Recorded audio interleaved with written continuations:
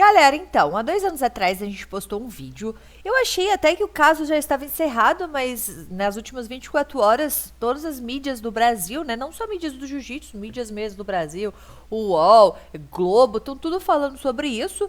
E até algumas informações um pouco diferentes do que a gente havia falado na época. E aí, bom, vou trazer isso aqui de novo pra você. Aluno de jiu-jitsu receberá 56 milhões de dólares após ficar tetraplégico em treino. Então, na época que eu fiz o vídeo, tava em 46 milhões de dólares, parece que então ficou 56.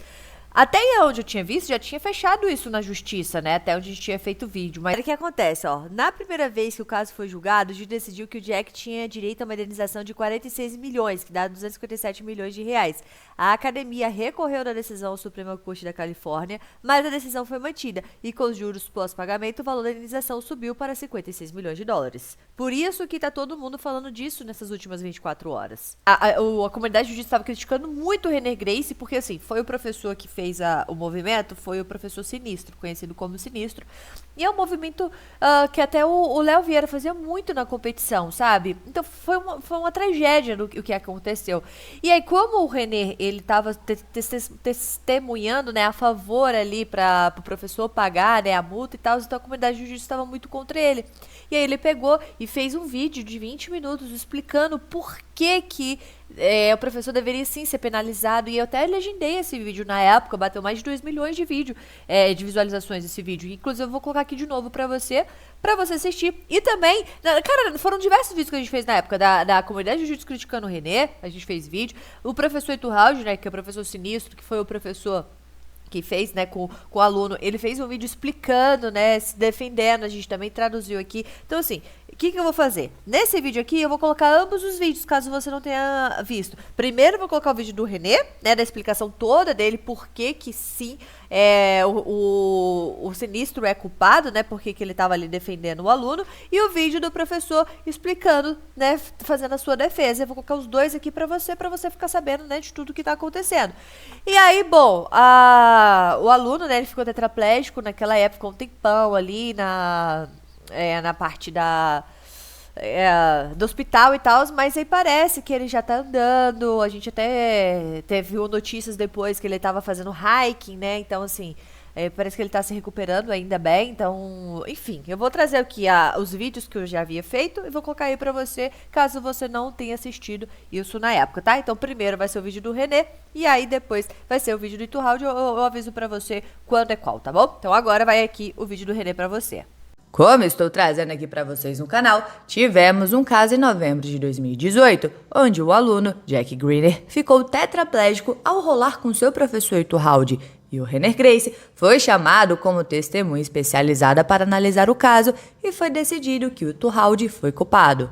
Então, vão ter que pagar 46 milhões de dólares de indenização. A escola que aconteceu esse incidente tinha seguro, então a seguradora vai ter que pagar esse valor. Por conta das palavras que foram utilizadas no julgamento, como, por exemplo, dizer que o movimento que foi feito no aluno for spike. Spike é tipo um batistaca onde crava a cabeça do aluno no chão, proibido no jiu-jitsu. E depois soltarem o vídeo e parecer que foi um movimento inofensivo, a comunidade do jiu-jitsu se revoltou contra o René Gracie por essas palavras no julgamento e a decisão que foi tomada, dizendo ser um acidente o que aconteceu e que ele queria apenas o dinheiro, que era 3 mil dólares por hora, e ele cobrou 42 horas para fazer esse serviço. O René, então, fez um vídeo de mais ou menos 22 minutos para esclarecer o porquê de cada palavra que ele usou e explicar que realmente o professor foi culpado do que aconteceu. Over a year and a half ago, I was retained as an expert witness on the Greener case to give my expert opinions, which I did. The reason I'm making this video is to explain the evidence as I saw it and the reasons why I felt this tragedy could have been prevented. Additionally, I want to share some of the things I learned along the way that I think will be very helpful for everyone from BJJ students to school owners. As many of you have come to learn, on November 29th, 2018, Jack Greener, a 23-year-old white belt in Jiu-Jitsu, someone who did have experience competing, was participating in a class at Del Mar Jiu-Jitsu in San Diego when, while sparring with the head instructor of the class, second-degree black belt Francisco Iturralde, sustained a broken neck, rendering him a quadriplegic, leaving him with significant and permanent injuries, including limited function of all 4 limbs, loss of sensation from the chest down, bowel and bladder incontinence, and much more. I want to start by saying this incident was a tragedy for everyone involved. At no point during the process was I asked to give an opinion on the intent of Mr. Iturralde, nor do I have one. I recognize fully that a mistake can be made and there have been no malice intended. I also recognize that it's possible to make an honest mistake and still be held liable to those that the mistake adversely affected. You could be driving your car, get distracted on your phone, cause an accident that injures someone, and even though it was a mistake and there was no ill intent, you may still be held liable for the injuries that the accident caused. In this incident, the technique that the instructor attempted to do while sparring was a particular type of rolling back take made famous by Jiu-Jitsu legend Leo Vieira.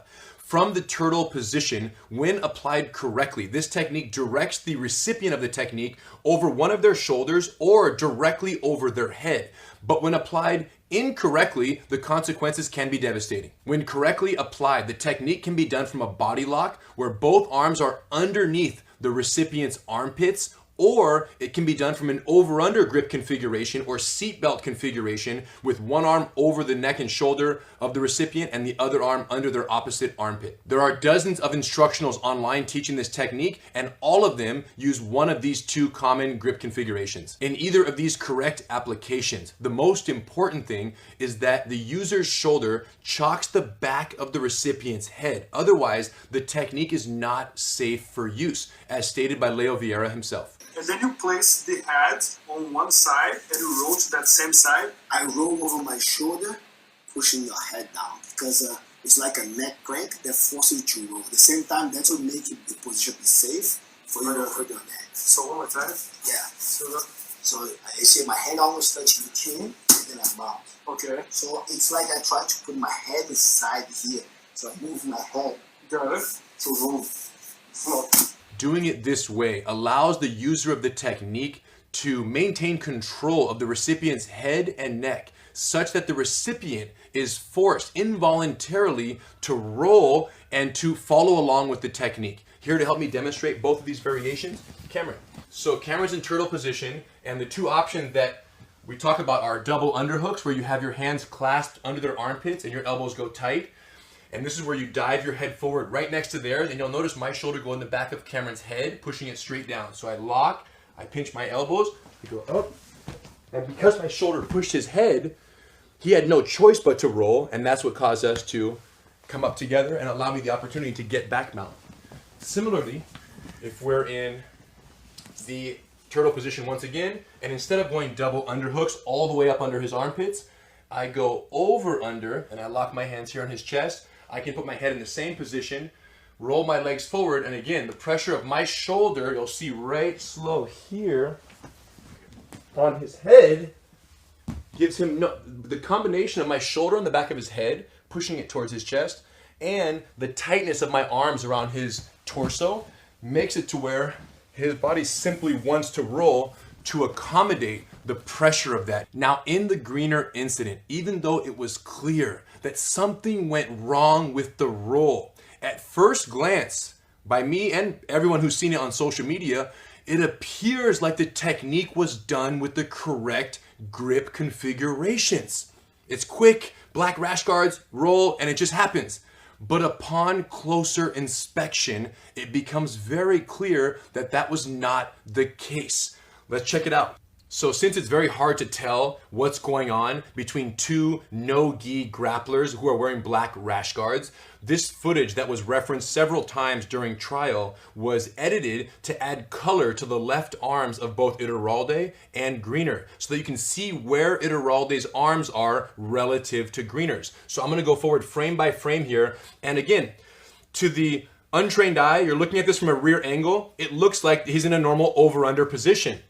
But what happens is, as you begin to kind of frame forward here, you're going to see that, in fact, Iturralde's left arm wasn't around the neck. It's, in fact, around the outer bicep-tricep area of Greener's left arm. And if you keep going further, you'll see that that arm continues to slide down to where, essentially, as you can see there, Iturralde's left arm is binding Greener's left arm to his rib cage, completely removing that arm from the grapple. So as we continue to play forward here, you'll see that Iturralde then makes the decision with this modified arm configuration where the arm is bound to Greener's ribs and the opposite arm on the other side is underneath Greener's armpit. So one arm is under the armpit, one arm is binding it to his rib cage. So Iturralde decides to initiate the technique, diving forward, but in doing so, Jack lands straight on his head, his neck folding in one direction, both of their bodies folding in the opposite direction, causing the neck break. And then once it comes out here, you see once again Iturralde's two arms here, both in red, and Greener's left arm in green, and how Iturralde's arms are in fact around the torso and over the arm of Greener, instead of being over the shoulder in a conventional manner or in a double underhook manner underneath both of Greener's armpits. So modified arm configuration that resulted in the neck break. Let me demonstrate this one with Cameron as well. So Cameron, if you're here once again. So this is what it was, friends. Instead of being over under or a high double underhook, right? In both cases, Cameron has the freedom of his arms. In this case, Iturralde actually wrapped the arm and locked Greener's elbow into his body here, right? And then he initiated the technique, diving forward, placing the forehead of Greener directly into the mat, going this way, and then forcing the head in this direction, the body in that direction, and then the torso is actually landing back in the opposite direction, causing the neck break.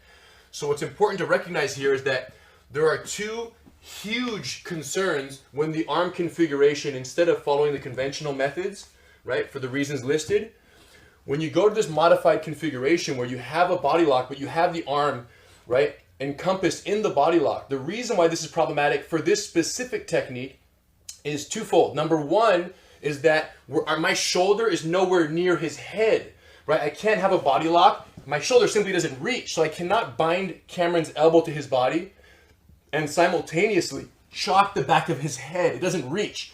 Only if I were here can I reach, and even if I had double underhooks and my head goes to the ground, as you can see, my shoulder reaches the back of his head. But with the arm wrapped in the lock here, it's impossible for my shoulder to reach the back of his head. So that's the first problem, is I can't chock the head. Therefore, I have no control of the recipient's head during this technique. And as we know, control of the head is the #1 prerequisite for the safe application of the rolling back take. The second problem with trapping someone's arm like this, besides not chocking the head, is that the recipient of the technique doesn't have their arm to just base out and frame and just support their weight, right? So even if I do a double underhook variation and I go forward, right, Cameron's arms still support his body from doing anything crazy. Any twist, turn, or fold in a random direction is much less likely because he has those arms framing on the mat. This is the humerus bone, the structure it gives him, right? His forearm. It's still his. Even though I'm high, he still owns the arm. And if I have a true over-under where my arm is in fact over the shoulder, once again, Cameron, reach over your head, move your arm around you so you can see. His arms are still his, you see guys, versus this. And now I decide I'm gonna go full tilt straight to his forehead into the ground, boom, and then dive and flip and turn over. So yeah, it's terrifying. Yeah, so this was the added concern of having the arm trapped and not having the head control with your shoulder to essentially force the person to roll safely with the technique. That level of certainty and control, thank you, Cameron, you don't have when you don't have the shoulder in the back of the neck. And then add to that the fact that if things do go wrong, they don't even have a hand to be able to support themselves, right, and protect their neck from folding or their torso from going in the wrong direction and guiding themselves in a safer direction. They don't have that privilege when the arm is essentially strapped down to their body. As I said before, when executed improperly, the consequences are devastating. Mr. Iturralde went into a full headstand with Mr. Greener's arm restricted, placing all the weight of both of their bodies directly on his head and neck. And this is where the term spike entered into my descriptive equation, and I now understand that without clear context, that word can be confusing and misleading, and that was by no means my intent.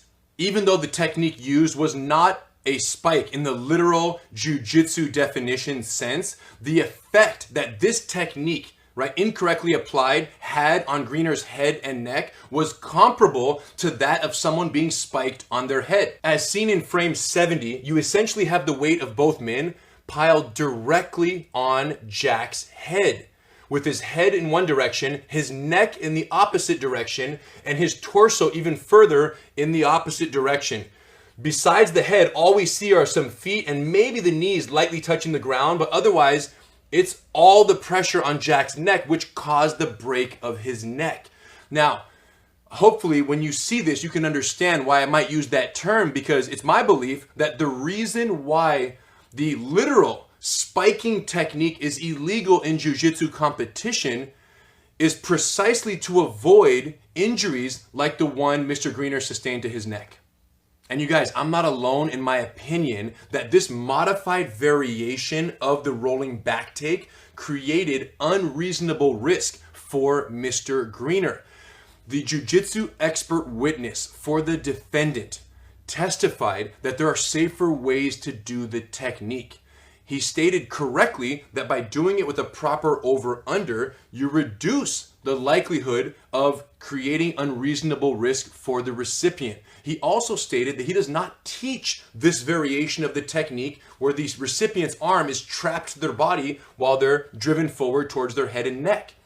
And it's worth noting that on this expert's website, there are several videos, instructional videos, showing several techniques to achieve the back mount that place no unreasonable risk on his students or the recipients of these techniques. What's important for everyone to know is that the black belt instructor, Mr. Iturralde's testimony was also consistent with most of my opinions about this case. He testified that, number one, as an instructor, safety of the students comes first. Number two, an instructor must consider the risk and minimize it in teaching and executing techniques on white belts. Number three, there is no need to be unnecessarily aggressive or dangerous while sparring because it's time to learn, not win. Number four, an instructor must maintain control of their student when executing techniques that endanger the spine. Number five, the instructor must maintain control of themselves when executing the techniques that endanger the spine. Number six, the instructor should not execute a technique that can paralyze a student unless they are self-aware that they can do it safely. Mr. Iturralde also admitted that the grip he utilized disabled Mr. Greener's left arm, that he lost control of Mr. Greener's head and neck, and that he had no control over himself, which ultimately resulted in Mr. Greener's catastrophic injury. All of this points to the fact that this was a preventable tragedy. The video makes very clear how and why Mr. Iturralde lost control because he used the wrong grip configuration, which ultimately left Mr. Greener's head and neck exposed. And this happened well before the initiation of the forward roll. So there was an opportunity to correct the grip before initiating the technique. It was also brought out during trial that the technique used by Mr. Iturralde on the date of the incident had never been taught at Del Mar Jiu-Jitsu. Not only was this told to me by Mr. Greener, who has no recollection of receiving any instruction in that technique, but another member of the school who earned his purple belt, his brown belt, and his black belt at Del Mar Jiu-Jitsu and had participated in over 100 classes with Mr. Iturralde, had never seen this technique and had never learned this technique from Mr. Iturralde himself. Now, it's worth noting that never before in my life had I testified as an expert witness, and in this case, I only decided to do so after reviewing the tape, the footage of the incident, and realizing for myself the ways in which this injury was avoidable. And like most expert witnesses, I was compensated for the time that I put into this case. The expert witness on the defendant's side, who happens to be a second cousin of mine, also was compensated for his time. Now, the bulk of my testimony was centered around the question of whether or not Mr. Iturralde unreasonably increased the risk to Mr. Greener. And to be clear, malice or intent of Mr. Iturralde were not issues that I was asked to render an opinion on. Rather, my testimony was that, number one, this technique should not be used on white belts at full intensity by black belt instructors, because even when applied correctly, there still is a risk of injury if the person receiving the technique isn't expecting it. So the best bet altogether is to use much lower risk backtake alternatives, of which there are many. Now, I know Mr. Greener had a history of competing as a white belt, but even still, the gap between a white belt and a black belt is massive. And as a result, the safest bet is to use techniques that, even if applied incorrectly, are not going to risk catastrophic injury for the recipient. Number 2, the student should be taught the technique before that technique is used on them at full intensity in live sparring, particularly when a technique has such a slim margin for error like this one does. By having been exposed to the technique before it's used on them, there's a better chance that that student can receive the technique safely, even in situations where it's performed incorrectly. Number 3, if at any point during any technique, a black belt instructor feels a shift in the position or the grip such that the risk of injury to the recipient has gone up in the middle of a technique, the instructor should abort the technique. Now, for this particular technique, we know of 2 conventional grip configurations that are safer than the modified grip configuration chosen by Mr. Iturralde on Mr. Greener. Now, when this happens and the grip shifts in the middle of the grapple, you have a decision to make. And in that moment, it's safer, it's wiser, it's better for everyone if the choice is made to either abort the technique or change the grip than it is to say, hey, I'm going to keep this grip and I'm going to force this one anyways, especially when doing so increases the risk unreasonably for the recipient. Ultimately, it was the failure to take any of these precautions that unreasonably increased the risk of injury to Mr. Greener. Now, I understand that there may be some fear in the BJJ community that this case may set some sort of precedent when it comes to injuries on the mat. You know, someone gets hurt at your school, you're automatically going to get sued and you're going to be held liable. And listen, this is not legal advice, but based on my experience in this trial, I'm very confident that this will not be the case. This was a very unique and preventable situation involving a black belt instructor who performed the technique at full intensity on a white belt student while sparring in the gym, having never taught the technique to the student, so the student didn't know what to expect, and having performed the technique essentially disregarding the conventional grip applications, making the technique unreasonably risky rather than choosing the safer alternative of the technique. It was the convergence of these very unique and extenuating circumstances that led this jury to reach the verdict that they did. Now, even though this was a very unfortunate injury that really should have never happened, being part of this process taught me so much. And part of my reason for making this video is that I wanted to share what I learned with all of Jiu-Jitsu so that this never happens again. For all the school owners out there, here are the 3 most important things that I learned being part of this case. Now, I can't give legal advice, so make sure you consult your attorneys.